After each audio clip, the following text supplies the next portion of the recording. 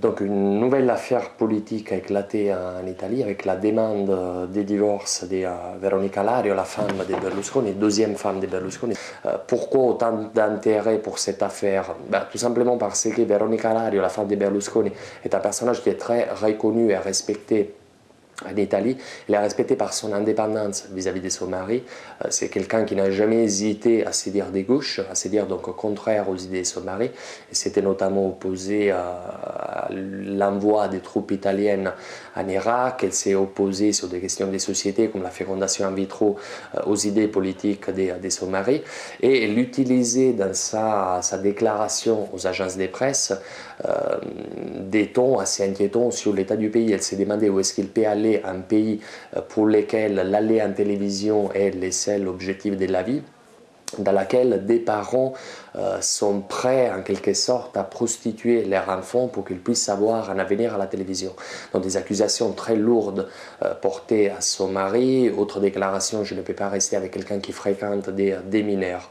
Donc l'affaire a démarré avec donc, une fête d'anniversaire de 18 ans d'une jeune fille napolitaine. Et on pourrait s'interroger sur quelles peuvent être les répercussions politiques. Des premiers abords, la totalité des partis politiques se sont bornés derrière des déclarations de façade du style c'est une affaire personnelle, douloureuse, c'est un divorce, on préfère ne pas commenter. Et puis tout de même on a commencé à voir la presse alimenter la polémique en disant bon finalement si comme le dit Madame Berlusconi les premiers ministres italiens fréquentent des mineurs, cela pourrait avoir des ressorts de justice. Et d'autre part, la question que Silvio Berlusconi s'est posée, est-ce que cette affaire va avoir une influence sur les électeurs qui sont appelés à voter le 7 juin pour élire les représentants italiens au Parlement européen. Pour l'instant, il est difficile de voir un effet Veronica Lario sur les élections au Parlement européen. Il faut savoir que Berlusconi vit une véritable lune de miel avec l'opinion publique italienne, suite au tremblement de terre, à la façon dont la crise, la reconstruction a commencé à être gérée. Silvio Berlusconi jouit des 74% d'opinion favorable.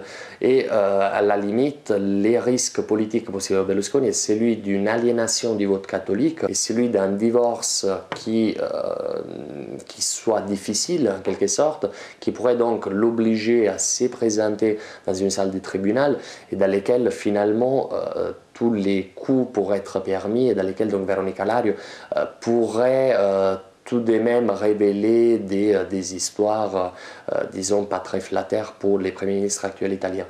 Je rappelle juste par mémoire qu'en 1992, lorsque les scandales main propre avaient éclaté en Italie, les investigations avaient commencé d'un divorce. En fait, les divorces de Mario Chiesa, qui étaient les premiers imputés du processus main propre et de cet énorme scandale de corruption italien, avaient éclaté justement avec une procédure de divorce qui avait mal tourné, avec des révélations de la femme dans des personnes qui étaient corrompues. Pour l'instant, tout ce qu'on peut dire, c'est que Silvio Berlusconi devrait remporter aisément les élections européennes. Son parti est crédité de 40% dans les sondages, ce qui serait un record historique, et la gauche italienne étant encore totalement désorganisée, on a du mal à voir comment il pourrait y avoir un énorme revirement des tendances suite à une affaire de divorce. Mais il est vrai que cette affaire pourrait avoir des répercussions politiques assez importantes.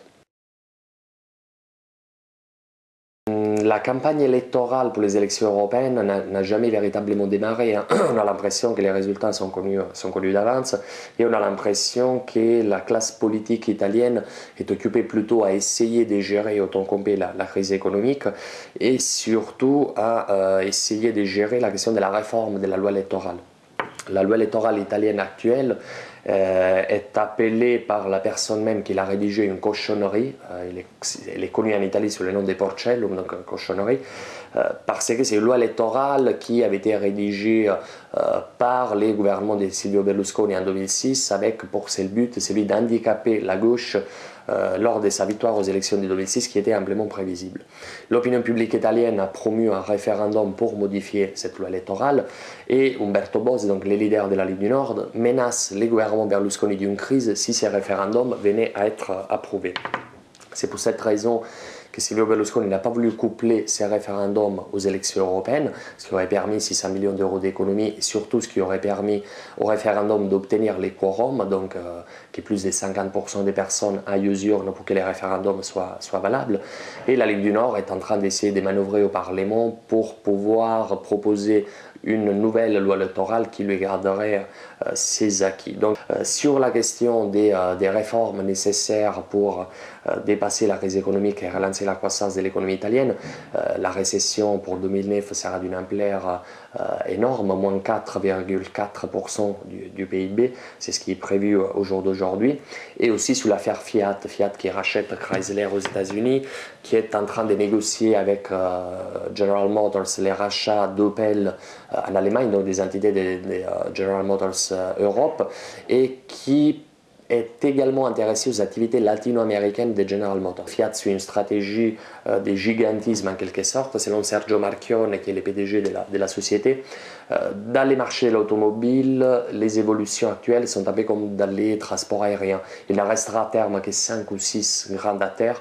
Pour faire de l'argent avec les automobiles, il faut construire au moins 6 millions de voitures. Fiat en produit 2 millions actuellement, et que donc il faut faire des acquisitions. En matière de politique étrangère, on assiste peut-être déjà à un revirement de la stratégie classique de Silvio Berlusconi. Tout le monde le sait, Silvio Berlusconi s'est toujours présenté comme l'allié le plus fidèle des États-Unis et de la Russie. Cela a été possible tant que Vladimir Poutine et George W. Bush étaient au pouvoir. Si les relations avec la Russie restent bonnes, il y a une interrogation majeure quant aux relations avec les États-Unis d'Amérique. Les relations entre Barack Obama et Silvio Berlusconi ne sont pas vraiment au beau fixe.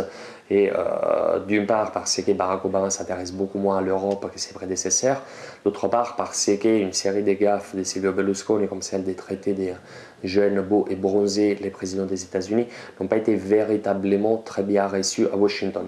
Donc quelle est la stratégie actuelle de Silvio Berlusconi? Il essaie d'une part de récupérer les rapports avec Washington en essayant de s'imposer comme un médiateur possible dans l'affaire iranienne. L'Italie est les pays européens qui ont l'interchange commercial avec l'Iran le plus important, c'est le partenaire commercial numéro 1 des terrains. Et d'autre part, Silvio Berlusconi pourrait se découvrir une âme européenne, c'est-à-dire que pour contrer cette baisse de son influence à Washington, Silvio Berlusconi pourrait redécouvrir les intérêts de la construction européenne et d'une façon tout à fait pragmatique essayer d'être un peu la troisième partie du moteur franco-allemand ou de se rapprocher en tout cas des Paris ou de Berlin.